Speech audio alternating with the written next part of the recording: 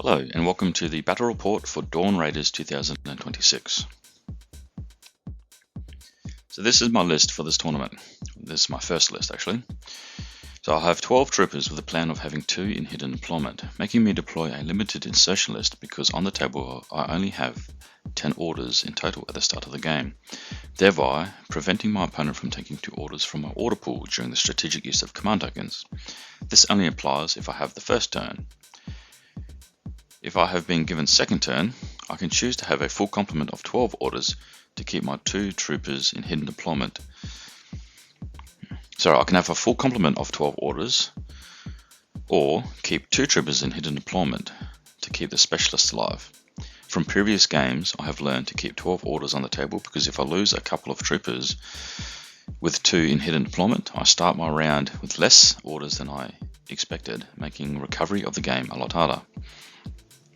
So this has been the amalgamation of lists from previous tournaments.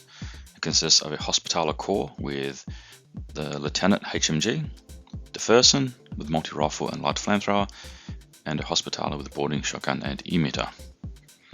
And I've found the emitter to be a better weapon system against tags and flyers, because sometimes it's easy to avoid repeater networks from my 2 Trinitarians. And in previous tournaments, tags and flyers are a bigger threat to my army than most other units. Following up with a Harris of Order Sergeants consisting of Brother Konstantinos, because he counts as an Order Sergeant, and a Curator with Armed Turret Marksman Rifle, and a Black Friar with Thunderbolt +1 burst. And this is a very good utility Harris of medium infantry that can push into the midfield and do objectives and take out key enemy troopers such as the Multispectral Visor Mimitum ARA pieces. And having the armed turret makes for a great annoying ARA piece in round 2 and 3. Just pop it on a building in some cover and just let it cover a fire lane, and it can really be a nuisance to my opponent. Rounding out Group 1 is 2 Trinitarian Mine Layer Fort Observers with deployable repeaters, and that is just to help the person establish a hacking presence. Round 1. Group 2 consists of a duo of a Crozier multi-sniper rifle with EM1 and Mine Layer, and the Knight Commander Chain of Command just to help support the active lieutenant in the form of the Hospitaller HMG. Rounding out Group 2 is the Infirmera. He has 6-2 move and is a very quick doctor to push up and heal troopers if needed, or to carry speedball tokens to those troops that need it.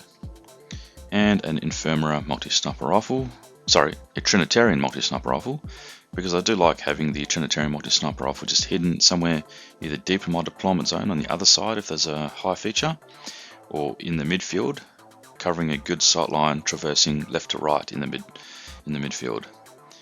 It just puts a bit of a oh shit moment on my opponents and makes them have to think about how to maneuver towards the objectives. This is my second list, and I wanted to play with a full core fire team of Croziers and with keeping a Harris fire team of heavy infantry, and I wanted to try out Mendoza because Wolfgang is similar with his continuous damage attacks. Mendoza is a heavy infantry with continuous damage for both ballistic skill and close combat attacks. So on paper Mendoza looks strong, so I wanted to try him out and learn how to play him. As you can see in Group 1, the Harris of the Knight of Justice with Hacker, with multi-marksman rifle and pitcher and decharges, followed up with Hawkins, the boarding shotgun profile, and the Knight Hospitaller with a Tinbot Firewall -3 just to protect the Knight of Justice. And that is a very strong heavy infantry Harris that can go into the midfield and complete objectives. The Crozier Corps is there to sit in my deployment zone. It consists of the HMG Multispectral Visor Level 2 as an alternative main shooting piece, or backup shooting piece to deal with mimetism troopers in the midfield. 2 Crozier with Blitzens, because the Blitzens will help isolate and immobilize heavy infantry tags, remotes and vehicles. The Crozier multi-sniper rifle again is posted up on ARA duty just to keep coverage down certain fire lanes, and the Knight Commander with the +1 Lieutenant order, because he will be used to fuel the Teutonic Knight in Group 2. And rounding out that group is the Mulebot, just to help reload the Blitzens at the end of every turn in the states phase. In Group 2 we have the duo, Teutonic Knight, NCO, X-Visor, Spitfire, and Mendoza Fireteam option. I chose the NCO Spitfire version because the 2 Lieutenant orders will give, in Group 2, 5 orders in total to help push Mendoza up. So the 4 regular orders, but obviously the Trinitarian multi-sniper rifle being hidden deployment, so it doesn't count.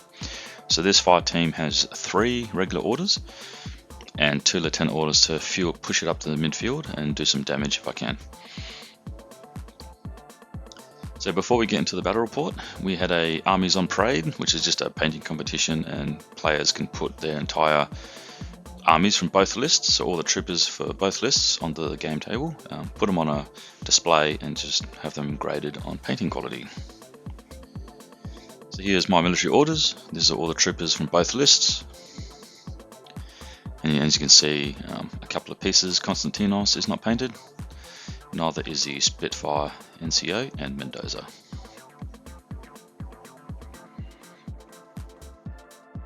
Shasvasti Expeditionary Force. Shinden Batai. I'm pretty sure it is in Shinden Batai. I just have to check with the player later on, but I'm pretty sure he said it was a Shinden Batai that he took. Kapukalki.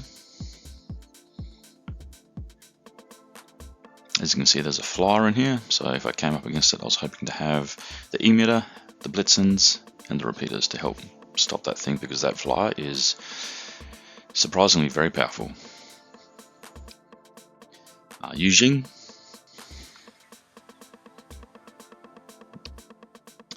And Jurisdictional Commander Tunguska. Now this is not all the armies. I think some players are quite happy not to have their armies on display, but these are the ones who wanted to enter the competition. And this army was the winner. As you can see, it's a very quality painting. Okay, game 1. And game 1 was Unmasking, the radial deployment one for Border Bash for this year. So this is my opponent's list. I went up against the Shasvasti Expeditionary Force.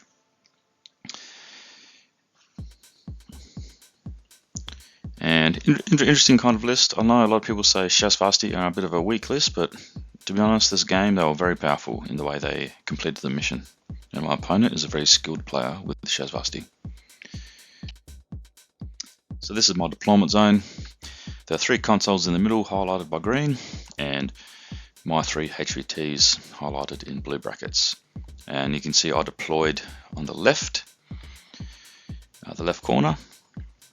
I had the Crozier multi-sniper rifle up here with the Knight Commander chain of command posing as a Crozier paramedic. I had the Infirmer by himself down here. The Harris team of the Knight Hospitaller HMG, Deferson, and the boarding shotgun emitter. I know it looks a bit hard here, but the line's actually further out, but I had the Blackfriar Plasma Thunderbolt here, the Curator here, and Deferson is behind this building that you cannot see in cover. I had the Trinitarian multi-sniper rifle up here. I originally was going to put it down here on the right, but I thought maybe up here just to change things up for my opponent, because if it's down on the right, that's expected, because this is my half of the table. So I thought, as a bit of a tricky mind play, I'll have it up here on my opponent's side, because the line of the table goes along through here, and I can deploy on this side of the bridge. And I had one Trinitarian down here in marker state, and the other one up here, both prone in cover, waiting to push up and push those consoles, with the Auto Sergeant fire team moving around to push the center. That was my plan anyway. This is a Shasvasti deployment zone. As you can see there, HV2s are marked in red, consoles marked in green, the deployment zone marked in red in the left corner. A lot of camo tokens, but basically the only thing deployed in miniature, in model form, was the Evo Hacker down here. There's a camo token here, another one here, another one here, another one here, another one here. A couple of impersonation markers up behind these buildings here, and everything else in hidden deployment. So in other words, very little on the table. Okay, so I lost the lieutenant role. My opponent kept initiative and chose the first turn. I kept deployment and chose this side, and my opponent to deploy first. So the Shazvasti Eva Hacker activated controlled jump, and a Cadmus trooper expected to land down here but failed and ended up landing down here in my opponent's deployment zone. The Noctifer missile launcher revealed to put the Crozier multi-sniper rifle into unconscious state, which was up here from this tower. Was it there? Yes, up in this tower was a Noctifer revealed and took out my Crozier. Then a Caliban moved to the left console.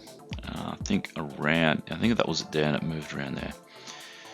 And using a coordinated order consisting of the Caliban and 2 seed soldiers, and they were all camo tokens, and the Cadmus, the one that dropped and landed here, they all moved up. So let me switch. Cadmus just sort of moved forward here.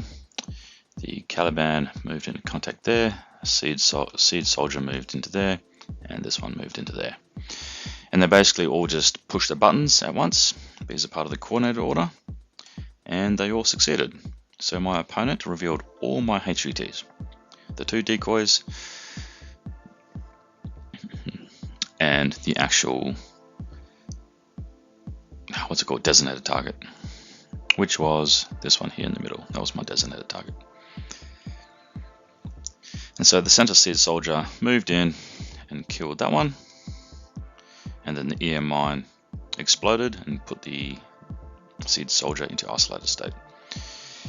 My Trinitarian multi-sniper rifle revealed on the bridge here and tried to shoot the Cadmus and failed, and so the Caliban killed it and put it into unconscious.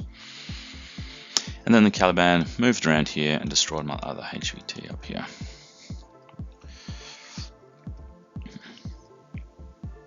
And it gained a wound because of Prothean in the process of killing the HVT. So military orders requested speedballs, and the Vita Pack failed to land up here because my intent was to just use a not commander to go up here and activate it, but instead it had to land here. And the other one was what was it called? Overkill, and it landed next to the Black Friar.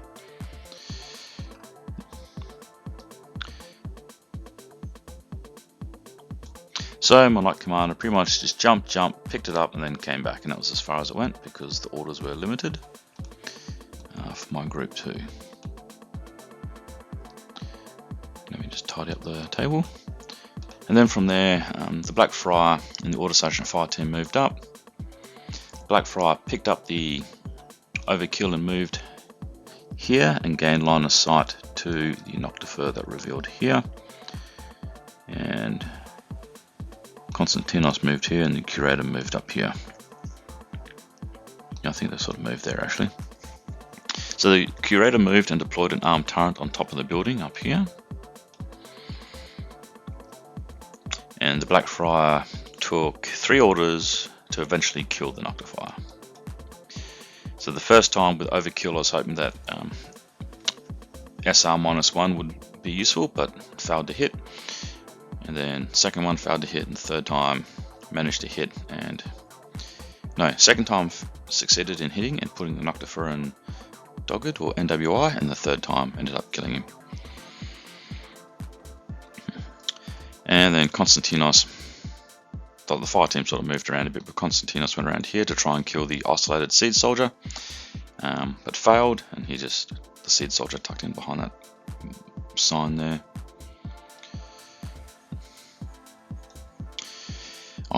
Military orders conducted a coordinated order with their 2 Trinitarians to move them into contact with the consoles, and only the Trinitarian on the right was successful in activating it, and revealed the HVT here, which was a decoy. Then Shazvasti followed up with a Speculo killer, and it moved and killed my Trinitarian. Moved around here, and then the other one moved around here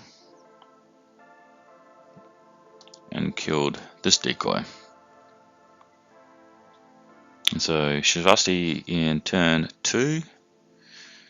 round 2, turn 1, killed all my decoys. And the Eva hacker ended up in suppressive fire state. And the middle seed soldier came back around and put Konstantinos in unconscious.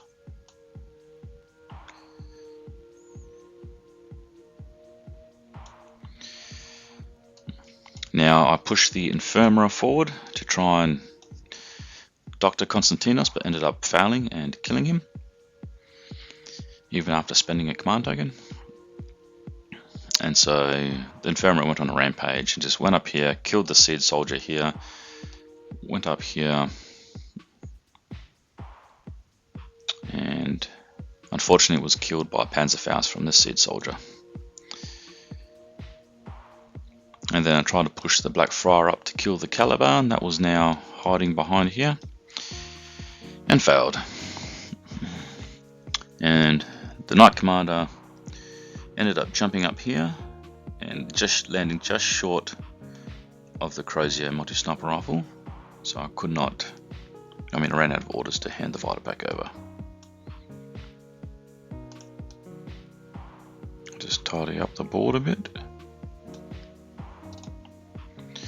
So now a second Cadmus deployed up on here next to the Knight Commander and the Crozier multi-sniper rifle, and it deployed, as it deployed as 2 decoys, and the Knight Commander had the option to change facing, so he did. And then the Cadmus revealed itself in its seed form, and using its chest mine, killed both Knight Commander and Crozier Sniper. And the seed soldier on the right here moved back and activated this console. And then Ducash landed down here and then moved up and failed to kill the armed turret that was here and wasn't keen to push it any further. And the Speculos down on the right down here ended up in a Caliban, which was located up here. Using a coordinated order, both re-entered marker state. And then the last round for me was the Harris down here, the Knights. They decided to do a bit of an attack run or a last stand. So the fire team moved up. Basically the HMG moved up to here. The first moved all around here and touching the console on this side. And the emitter guy just moved up around here. And finishing up with the first and touching the left console, but was unable to activate it because we just ran out of orders because everyone else was killed or unconscious.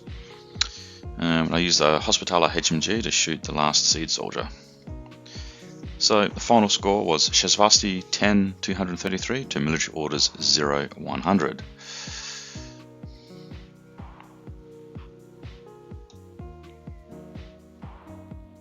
Game 2 was Superiority. This is my opponent's list. It was a combined army list. It consisted of a duo with a Rodok Spitfire and a Rodok Hacker, and a Harris consisting of a Vector with Plasma Sniper Rifle, a Nexus Hacker, which turned out to be the Lieutenant, I do believe, from memory, and a Unidron, 2 Icadrons, an Imatron, Datsuratsi, and a Seed Soldier, and a Group 2 Imatron, Datarazzi, Umbra Legate, Hacker, a Raziat, and a Shrouded Fort Observer.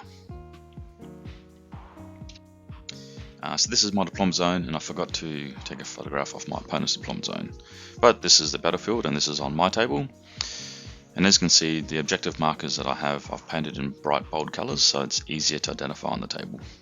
That's just a thing that I chose, and I like the idea of having a heads-up display kind of image for the objectives. So for superiority, you can see the table is divided into quarters, and then the 4 consoles are in green. For my deployment zone, down here I have from left to right, I have this photo was taken I think 1 or 2 orders after, but the HMG Hospitaller was here with the Fersen prone here and the emitter in the door here. I had the Crozier multi-sniper rifle here, and the Knight Commander here. Order Sergeant fire team was here. The Blackfriar was down here. Konstantinos was here, and the Curator was, I think, here. My Trinitarian multi-sniper rifle was in hidden deployment down here, and I had one Trinitarian deployed just here, and another one in the nook of these two buildings joining here, just down here. I had one repeater on the stairs up here, so it gave a good coverage of anyone moving along this right side zone, and another repeater here giving good coverage to a long movement around here. And my opponent had I think the extra sniper rifle was here.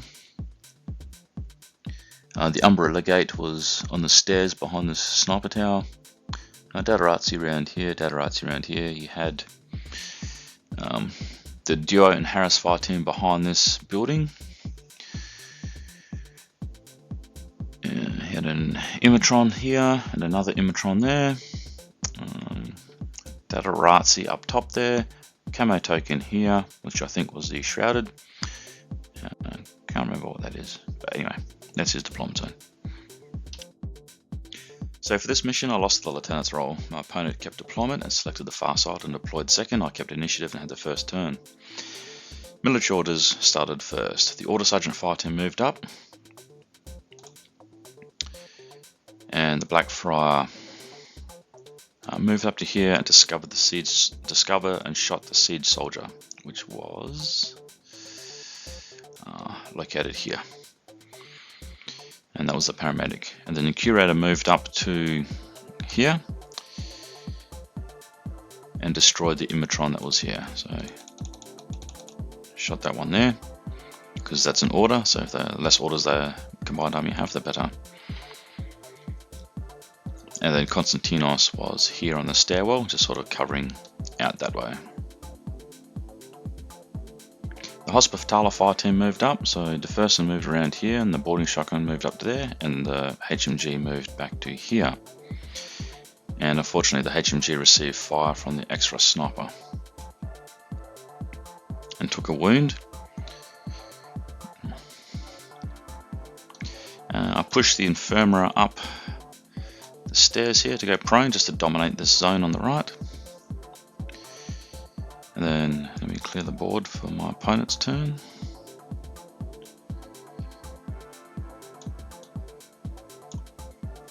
So combined army retaliated. The extra sniper put the Hospitaler HMG into unconscious state, and then super jumped forward, ended up landing here, and killed Konstantinos in his back arc. However, my Trinitarian sniper revealed and shot the extra whilst jumping in his center arc, in his parabola, you know what I mean. Like, shot him while he was jumping in midair, and killed the extra. And then a Rassiat landed on the right side of the military orders deployment zone carrying a Spitfire. I think it came down here somewhere. And it moved up and killed the Curator. And the Curator, as a last ditch effort, deployed the armed turret up here. The Rodoc, my fire team, moved out behind this building and down along here, and unknowingly entered the repeater network, and DeFerson used Oblivion against the Rodoc hacker, and the Rodoc entered isolated state. The Trinitarian on the right revealed, which was in this, like if you draw a 3D, the Rodoc sniper was here just peeking around, the hacker was a bit back there, and my Trinitarian revealed here. And so bit of a shootout with the Rodocs, but the Rodoc and the Spitfire and everyone else just missed. So, and after a few orders, the Nexus hacker moved around from behind to cover here and eventually put the Trinitarian dead, but that took a few orders.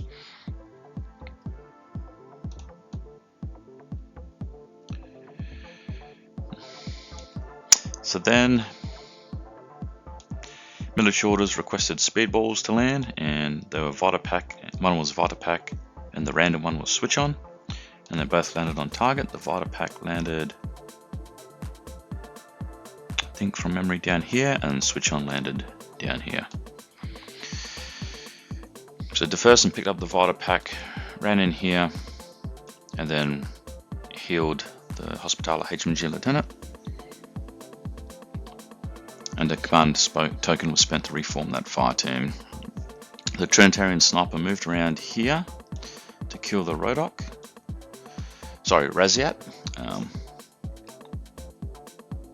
but failed. The Raziat killed the Trinitarian and also killed the armed turret up here.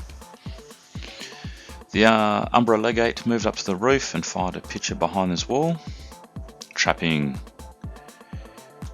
the Hospitaller fire team and successfully hacking the Hospitaller HMG and boarding shotgun. I think the HMG ended up in immobilized B, and the boarding shotgun, from memory, may have passed. I cannot remember.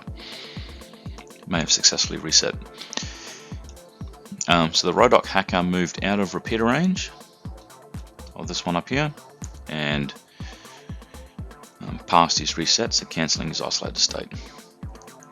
And then the Nexus moved forward and activated this console, and that was his lieutenant order. That was his lieutenant too. And then Datarazzi from here moved up and tried to chain rifle the Crozier multi-sniper rifle, which he successfully hit, but the Crozier passed his saves. And then from there, I'll just tidy up again.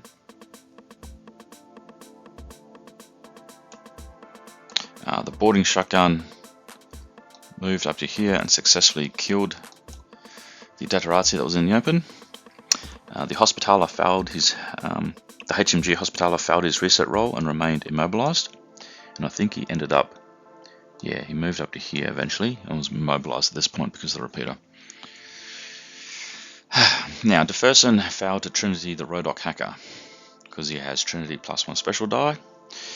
You think he'd be very good, but he rolled 2 19s and 2 20s, and the Rodoc ended up Trinitaring back with his one go, with his 1 dice, and put Deferson into unconscious.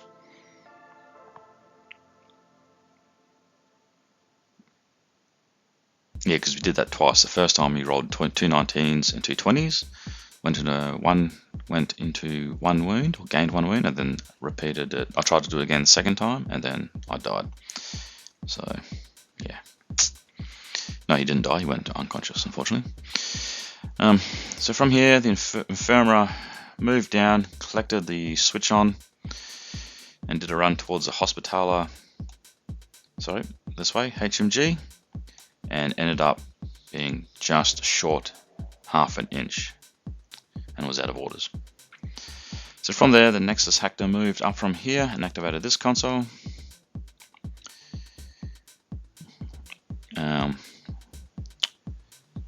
He also activated this console. I cannot remember who did that, sorry. And once this console on the right here was activated, Combined Army decided to call the game there. So the final score was Combined Army 10 objective points versus Military Orders 0. Game 3 was Cutthroat, and this was played on the second day. So here's my opponent's list. This is the Yujing list, consisting of a Dao Ying Lieutenant, a +1 order, a Haidao multispectral visor level 2, a Sijan, which that was the biggest threat to my army. A couple of long hours there, and you can read the rest for yourself. Oh, and Major Luna was in there too, and Cockram. So this is my deployment zone. As you can see, Mendoza was the reserve drop, and that was in the duo there with the Spitfire Teutonic Knight with NCO, and Deferson was my key ops. I had the Harris fire team consisting of the Knight of Justice hacker, being proxied by Deferson, the Tinbot, and Hawkins was just down here on the bottom in the low ground, prone. Flash pulse bot, baggage bot, and because for Cutthroat Lieutenants open information, there was no point in holo masking it, so I just kept it revealed as this miniature here. And then I had the Crozier Blitzen up here, another Crozier Blitzen here, Trinitarian multi-sniper rifle, 1, 2, 3, 4, and the Crozier HMG MSV2 was in prone down here behind these barrels. My opponent's deployment zone, this was Major Luna up here, this was that Hideout multi-sniper MSV, this is the Lieutenant, and the key ops was down here with the Shijan, and the Crit Crockram was down here, a Mentor and 2 Chan rifle guys. That turned out to be, that one will be in the report, that was a Longya, and I think this one was a Longya and a Shallan Monk down here, and a Shallan Monk up here. I think that's everything. Anyway, for this mission I won the Lieutenant role, and I chose to keep initiative and have the first turn, and my opponent kept deployment and deploy second on the far side. So for this game, I basically spent orders on the Teutonic Knight Mendoza duo, and basically they both moved up along here. The Spitfire Teutonic Knight went up to here, and Mendoza went around down to here. Now the Spitfire was put into unconscious from the MSV2 sniper. Oh yeah, the Hideout sniper and the Longya, which revealed, and fired a Panzerfaust there. Panzerfaust? No, I think it was Flammenspear. So I wasn't too happy with that. And then the Knight of Justice moved around to here and landed a pitcher down here, because I wanted to stop the Shijan's attack run along here, or at least have the opportunity to isolate and immobilize. And I spent a few orders on Mendoza trying to throw over this building spec fire, and just failed to throw grenades on the Sujan and Crit Crockram. Sujan and Crit Crockram failed to throw grenades. And then just rearranged the fire team a bit, so the Knight of Justice ended up being on suppressor fire looking down this way, and that was about it. From here, a Lu Xing, a trooper, landed on the table edge here with explosive, and Mendoza tried to dodge. Now this is kind of funny because he has dodge +3 natively as his skill, which makes it from 13 to 16. And then I gave him dodge +3 because he's the key ops, which made him have a score of 19 to succeed, and he rolled a 20. So he didn't dodge. But the next order, the Lu Xing tried to fire a boarding shotgun, and then Mendoza passed his dodge and entered into CC, and then next order killed the drop trooper. And then the Sujan activated and climbed up over the building. So I moved here, climbed up here to the stairs, and then light flamethrowered Mendoza, but Mendoza dodged his way into CC with the Sujan and then put him into unconscious. Put the trooper into unconscious. Sorry, died. Yeah, because I killed him, that's right, because you can remove it from the table. So that happened, and then the Haydau sniper failed to hit Mendoza the next turn. Because Mendoza passed his dodge, because 19 is a really good number. Shallan Monk moved forward and was killed by the Crozier sniper. That was the one on the rooftop up here. So my Crozier sniper took that one out. And in retaliation, Major Luna killed my Crozier sniper.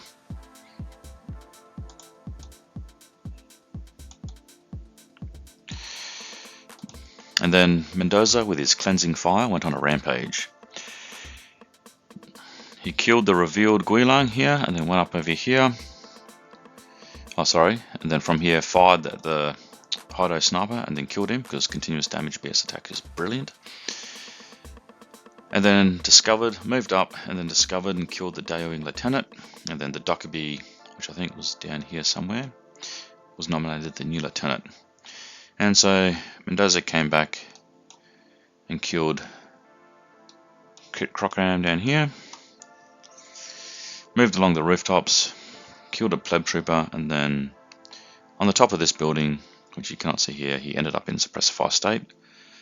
Oh, sorry, he went down and behind and shot the 2 chain rifle guys, went back up the building, because I think I moved him to group 1. I think because the crazy sniper was dead. No, that's right, I just had the orders to spend on him. Yeah. Anyway, went up there, ended suppressor fire. And he was looking at my opponent's left half of his deployment zone, so this half here.